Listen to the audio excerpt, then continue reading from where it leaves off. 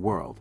The event, called the Summit for a New Global Financial Pact, aims to address crucial global issues like World Bank reform, climate finance, and debt distress. Among the attendees will be Li Qiang, the Chinese Premier, Janet Yellen, the United States Treasury Secretary, as well as 16 African presidents. The significant presence of African leaders at the summit reflects concerns that the continent is being overlooked as international focus shifts towards assisting Ukraine and tackling climate change. This perception has led to growing frustration regarding Africa's limited influence in global institutions such as the World Bank, IMF, and UN. Additionally, some concerns that proposed reforms may once again exclude Africa from meaningful participation and decision-making processes, exacerbating the continent's sense of being left behind. Africa's primary geopolitical aspiration revolves around the reform of the United Nations Security Council. Astonishingly, nearly half of all Security Council meetings are centered on African affairs. However, the composition of this influential 15-member council, with its 5 permanent members yielding veto power and 10 rotating members, paints a grim picture for Africa. It possesses a meager 3 rotating seats allocated to its nations. Not a single African country holds a permanent membership, highlighting the dire need for reform in this pivotal institution. When decision-makers are quite far from the realities of the country, it's more difficult to build empathy, says Vera Daves, Angola's finance minister. That's why it's so important for us Africans to be more present within the institutions. Despite its existence, the UN Security Council has made minimal headway in curbing conflicts that plague various regions of Africa. As time passes, the security situation within the African continent, as well as global security, continues to deteriorate.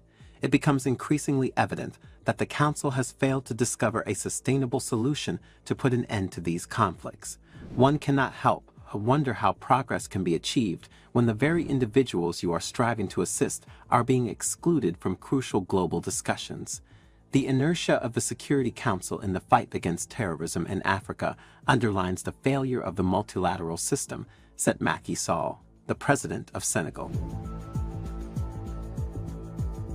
With a newfound determination, Africa is demanding not just 1, but 2 permanent seats, along with an additional 5 non-permanent seats, on a revamped council consisting of 26 members.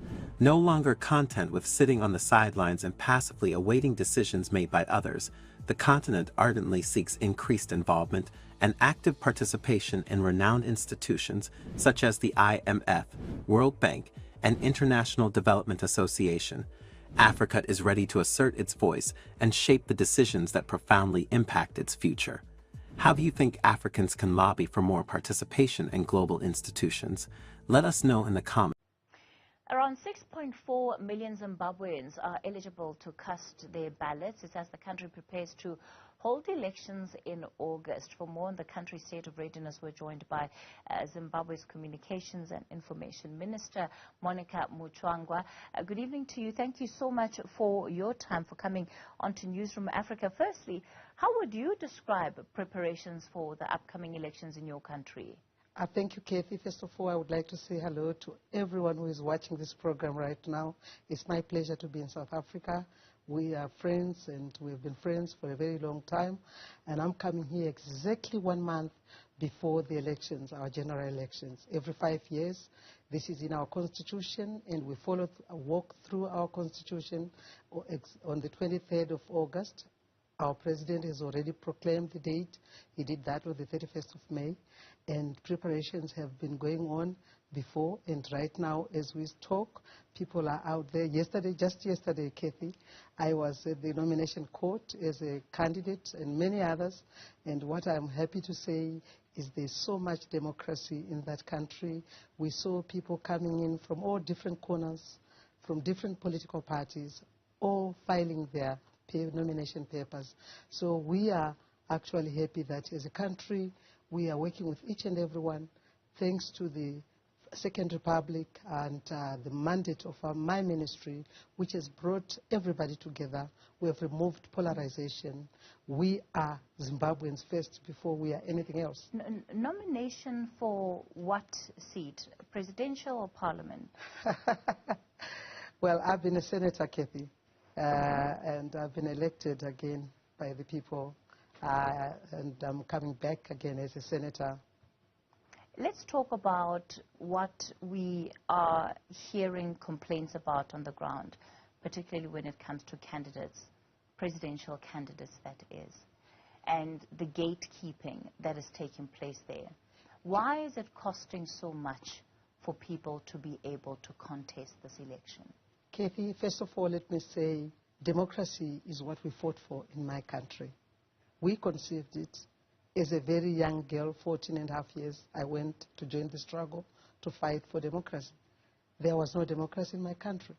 There was no black person who would even imagine that you go out to vote for anybody who you love or to stand and say, I belong to this political party. So we are actually very conscious of democracy. And we want every Zimbabwean who wants to file to be a candidate, whether it's presidential, whether it's a member of parliament, or a member of the provincial council or councillor, to do that. And that's what happened in Zimbabwe. The issue of the, I don't know where the complaints are coming from. I was at the nomination court. And but you must be aware of the political candidates that are saying that this price is just simply too much. In South African rand, presidential candidates will have to pay 400,000 rand in order to be able to contest that position. If you want a parliamentary position, it's 20,000 rand. Kathy, let me say this. In Zimbabwe, the democracy is very open for everybody. And in 42 years, something which had never been happened, those candidates who ran for presidential candidates, they were all called in by the president, Dr. E.G. Munangagwa. But can you say that it's for everybody when you have the kind of threshold that you do in a country that has been economically battered, where we know that the majority of people are struggling just to get by, and you say that it's something that's open for everybody? Kathy, Zimbabwe is building its own economy. It depends where you're coming from. It can be subjective.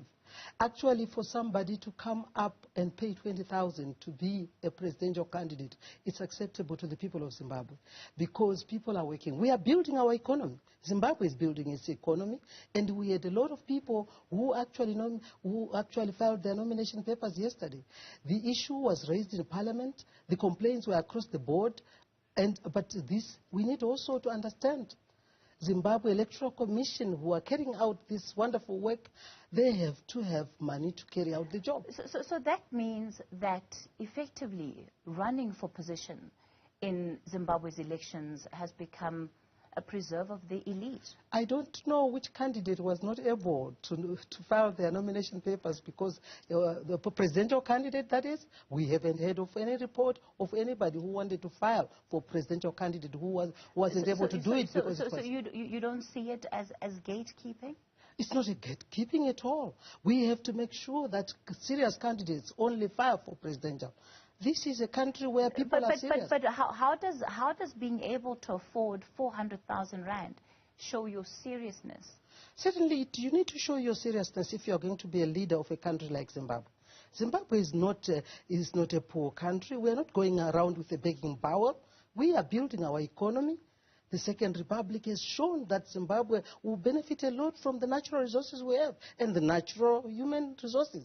It is not a begging bowl country. We are building our economy. And people in Zimbabwe are looking at a leader who is serious. It's not just the candidates that have to pay these monies. When it comes to the monitoring of your elections, you're also expecting journalists to pay to cover your elections. Where in the country do journalists go and observe and cover without paying a certain accreditation fees? I would like to know. Is this happening in Zimbabwe? Are there special rules for a country called Zimbabwe? I think Zimbabwe, what is happening in Zimbabwe is happening all over the world.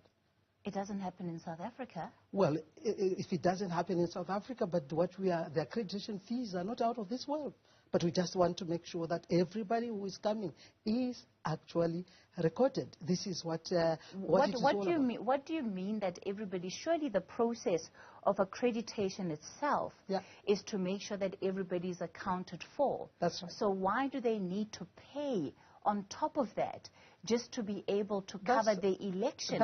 An election that, by the way, you're saying is going to be a free and fair election. Very free and fair.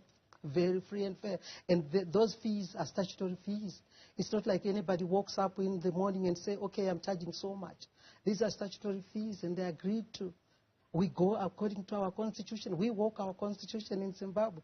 And I must say the accreditation is going on well, and Zimbabwe is going to have free and fair elections. We are going to make sure that those who would like to come and observe, they are very much welcome. What about the fact that part of the requirements that you're making on journalists is that they have to give you specific times around when they're going to be doing coverage, in particular live coverage of your elections? Kathy, this is a requirement this is a country. Zimbabwe is a sovereign country. I'm asking why. Why do you need that? There's need to be able to carry out all the processes to make sure that everything flows well for everybody.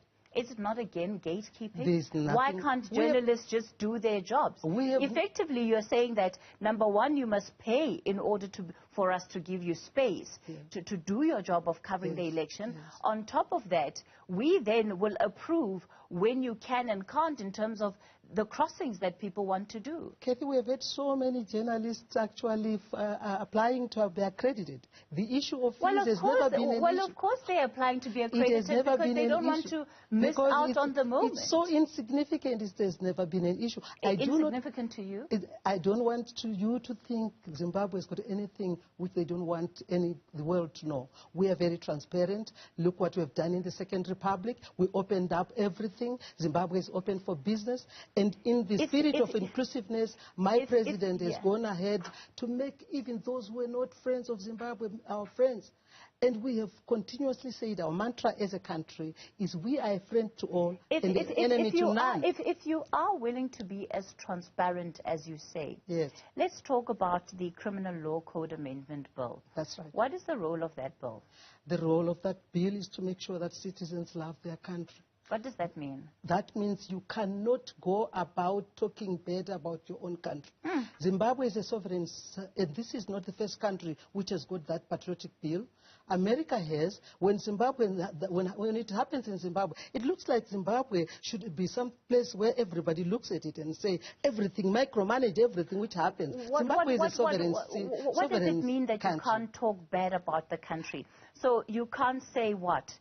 That the president is despotic? You can't say that? That's not, that has always been going on. We are talking about putting sanctions on your country, talking about a coup in your country. Why not? Why not? It's freedom of expression. But if people feel... Why are you asking Zimbabwe when other countries have done? If people feel that the political environment does not enable them to live out and act out the democracy. The very same people that you're saying can't go around talking about sanctions. Those people. Kathy, I would like to invite you to Zimbabwe. I'm the Minister of Information, and I must tell you. Are you saying that there are no people talking about calling for sanctions on Zimbabwe? People are talking whatever they are talking. Zimbabwe is a sovereign state who always put their bills in place to make sure that everything flows according to the rules and constitution of the country. But as I speak right now... Even if it's anti-democratic? The media in my country, very democratic. As a ministry, we look after everyone. How can you talk about freedom of expression? Yes. And then in the same breath say that there is a law effectively that can ultimately have people imprisoned if they're talking bad about the country? You can't. We haven't seen Malema talking bad about the president of this country. Any citizen of a country, you got to respect your country. You need to be patriotic. Why is it that when it is Zimbabweans who are patriotic about their own country, it becomes a problem? If you're going to use the example of Julius Malema, he is seen on multiple media platforms criticizing the president. Is that something? Of course, you have seen a lot. That's why you are talking like this. You have heard a lot of people who say a lot of things which are not factual about my country, and that has not stopped them. Nobody has stopped them. What I'm talking about here is this is a bill serious that was, issues. This is a bill that was passed in sanctions have strangled the people of this country. Sanctions have strangled the people of our country. And you got to understand that. And they have no reason. Sanctions are not strangling leaders, presidents. Sanctions are strangling the poorest of poor in our country. There is no reason why a Zimbabwean wants to destroy everything and inherit ashes. You can't burn a country so that you inherit ashes. How is talking bad about a country burning it? But we have seen opposition in the past. We have gone to Western countries asking for sanctions to be imposed. These are illegal sanctions, by the way. Because you may not know. Because they believe the government is running the country to the ground. How about addressing the very issues that call for people to go out and say that sanctions against Zimbabwe must stay? Why not address those issues, but instead trample down on the freedom of expression, on freedom of assembly, by the way, just before an election? There's so much freedom in my country. Freedom of assembly. There's so much freedom of expression, freedom of assembly. You can walk around anytime. There's so much peace in my country. Believe you me, and that country, we are building our economy. There's so much happening in terms of infrastructure building. If you do not want to know, if you want to live in the past, unfortunately, there's not much. But what Zimbabwe is there for you to see. We are open. We want you to come and to observe what is happening. Why then, according to you, if your country is as peaceful and thriving and rebuilding economically, as you put it, why are so many Zimbabweans not in their home country? Let me tell you, Zimbabwe has got some of the best in terms of literacy rate in Africa. We are the top, attested by UNESCO. And if people are educated, they always look for jobs all over. And secondly, let me tell you, a lot of Zimbabweans who left is because of the illegal sanctions which were imposed on our country, which made it impossible for new factories to be built in Zimbabwe. So the government takes no responsibility. The Second Republic so you don't take responsibility for the conditions on the ground that are leading to Zimbabweans leaving the country, many of which, by the way, may not even come home to participate in this election. Kathy, you are listening to the old story. Zimbabwe right now, there's a lot of Zimbabweans What do you mean is the old? What do you mean is the old story? It's an old we have story Zimbabweans in this country that don't want to go home. Let me tell you. To the Home Affairs Minister. Ask him to give you the figures of the number of Zimbabweans who are applying to stay in South Africa, who are applying for waivers on the ZEP because they don't want to come home. Let me tell you, there are also people who go all over. Our people are very educated. They will go and find jobs anywhere in the world. And in this moment, in the Second Republic, a lot of Zimbabweans from diaspora have come back home, are actually investing in the country. We are doing a lot of things. For your information, in the whole of Africa, the biggest steel company is being built in my country. For your information, the biggest billionaire companies are actually building lithium beneficiation in my country. Hold that thought. We're going to continue this conversation in a moment. Zimbabwe's Information and Communications Minister, Monica Muchangwa, is with us in studio. Do stay with us for more on the story. We're taking a look at the state of readiness ahead of the Zimbabwe election coming up, of course, in exactly a month's time. In studio with us tonight, Zimbabwe's Minister of Information and Communications, Monica Muchangwa. Good evening again, and I want us to continue the conversation around this issue of freedom of expression, the role of the media. Currently, Zimbabwe still owns about 70% of print and broadcast media in the country. Is that correct? Kathy, let me tell you something. In the last 42 years, the Second Republic has done wonders. We have opened up the airwaves. We have licensed 6 commercial televisions, which was never the case in 42 years. We have licensed 14 community radio stations to reach out the marginalized communities, because in the spirit of inclusiveness, my president has said no one should be left behind, no place should be left behind. We have brought all Zimbabweans on board. We have moved in all corners.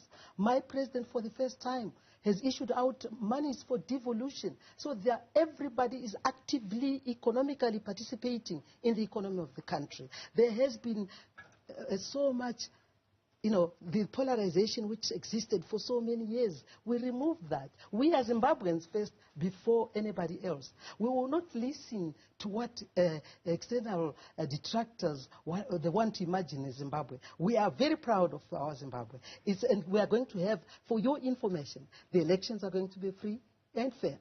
And this is after, before, during, and after. And I'm happy that I'm sure Newsroom will be in Harare and many more others. I want you to know that a lot more of work has been done in terms of infrastructure, roads, dams, buildings. We have changed our health sector, things which had really gone down.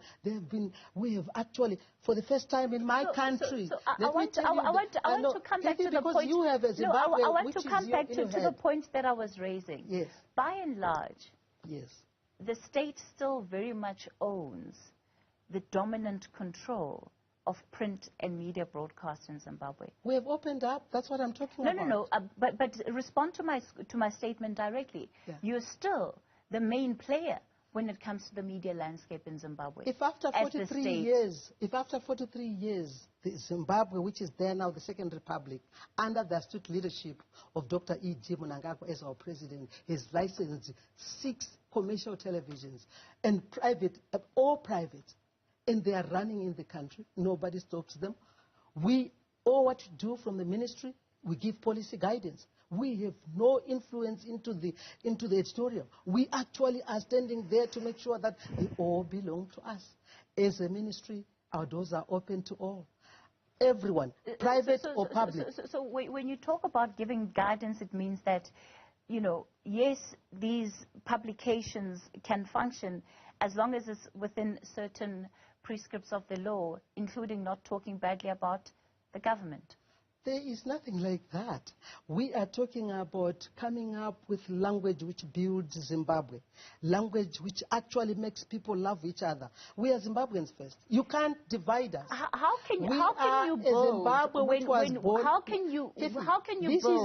when you are intolerant? I don't know where you get intolerance from. When you're intolerant of views that are honest about the state of the country. There's nothing called intolerance. There's so much freedom of speech in my country. So then why would you need to have a patriotic bill just before the elections? The patriotic bill is there for... As a sovereign state, we need to love our country. We need to be patriotic. You can't talk better about your country. What makes you think that Zimbabweans don't love their country? Well, we know better. It's our Zimbabwe. It's not your Zimbabwe. No. What has been done before that made you believe that Zimbabweans don't like their country? Give me examples of what has happened that made you believe Zimbabweans don't love their country. Or what has been happening in the past, which is before the Second Republic. Which is what? Violence, for example, is important. Violence by the state against Zimbabwe. Sanctions which were imposed on Zimbabwe. No, we're talking about the role of the Zimbabwean government. So give me examples of what was done that showed you that Zimbabweans don't love their country, that you have to force them through this bill to love their country. You can't go out to our detractors and the Western countries and ask for illegal sanctions to be imposed on the people and make us strangle the lives of our people. We have fought against for the 2 decades of sanctions on Zimbabwe. These are illegal sanctions. They were not imposed by the United Nations, outside United Nations. Zimbabwe cannot have special rules because people think we can talk anything about Zimbabwe. Zimbabwe is a sovereign state. Zimbabweans fought hard for their independence. They are very organized people too. What are you going to be doing? And they know who they are. And they know who loves them and who doesn't love them. So don't talk to 1 or 2 in a pub and think that that's Zimbabwe. Zimbabwe, we are building our own economy. We don't have 1 or 2 Zimbabweans in South Africa in a pub. We have more than 1 or 2 Zimbabweans in this country. Let me tell you, to having Zimbabweans in this country, if it's a crime, Zimbabwe is ready to have its own citizens. Let me tell you, we are always ready to have our Zimbabweans. We love Zimbabwe. We are very proud of being Zimbabwean. And we are capable. And we have God-given natural resources. We will do it with or without the detractors. We will do it with the progressive forces. That's why we say we are a friend to those who love us. Do you think that the messaging that you're giving out will inspire confidence, well, particularly for the Zimbabweans that are in South Africa, we love to our go Zimbabweans. home and vote? We love our Zimbabweans so much, wherever they are. When that pandemic, COVID-19, struck us, we never stopped taking our Zimbabweans back.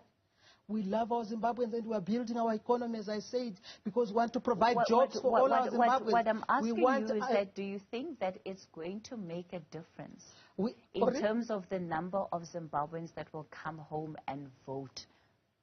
Zimbabweans, wherever they are, those who want to come and vote, unfortunately, that's the Electoral Act.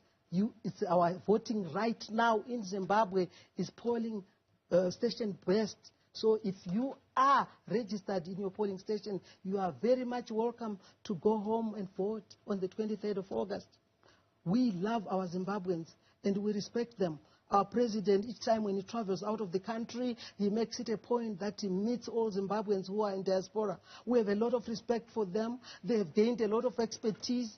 They've gained a lot of experience, and we want them, we know we are building that economy so that those jobs which they left the country to look for the outside, they should come back and find those jobs in Zimbabwe. Why do you think that if this is the position of government, which you clearly believe, it's still not enough to make the thousands of Zimbabweans who are in South Africa want to go back home?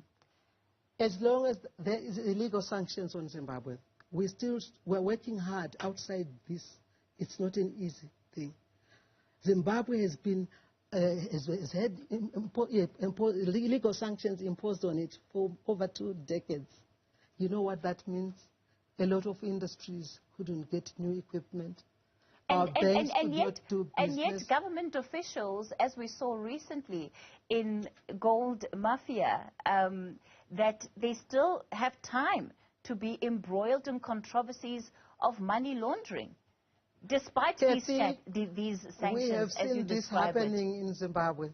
Just before we are going for elections, all kinds of stories are said. This is being investigated. Up to now, we are still waiting for the results of investigation. What I can tell you is, in the last 5 years, Zimbabwe has increased production of gold from a mere 25 tons to 35 tons. And by the end of the year, we will be producing 60 tons. And that is Zimbabwean gold. And the money is coming into the country. The people implicated include the president's right-hand man. They include high-ranking Zimbabwean officials. We are not the judiciary to judge people here. There is 3 arms of state: the executive, the judiciary, and the legislature. And the judiciary is doing their job. We are not here between you and me to talk about who is involved and who is not involved, because investigations are going. They do their job without any influence from outside, without any fear or favor. We as Zimbabweans will continue to build our country despite all the bad talk coming from detractors, because we know we will get there. We are seeing the results. In the 5 years, I can pinpoint to you that the lives of the people of Zimbabwe has changed tremendously. Well, I think the first task in giving any credibility to that would be in winning over and giving confidence to the Zimbabwean citizens that have given you a vote of no confidence by leaving your country. That's when such a message can be taken as being credible. Those Zimbabwean citizens who remained inside don't mean anything to you? I'm talking about We have those 15 million left. Zimbabweans who are in the country. We have more than 6 million who will be voting, and you tell me those are not important until you are given a go-ahead by those who are in diaspora? Let's talk about, if we talk about percentages, let's about a third of Zimbabweans that are going to vote. I don't know where you get your statistics, Kathy. You've just cited 50 million and 6 million registered to vote. So six million registered to vote. So like in any country. So if we average it out, it's bordering on around a third. Well, how many people vote in your country or in other countries? 6 million voters all going to vote for somebody whom they don't know. We are going to win, despite what detractors say, because we're doing the right thing for the people of our country. All right. We have built our infrastructure, our roads. Look at Bridge border posts. Just drive to Harare when you get an opportunity. And if somebody had traveled on that road before, just ask what kind of a road it was, what kind of a border post it was. You drive on the roads in Zimbabwe and see for yourself.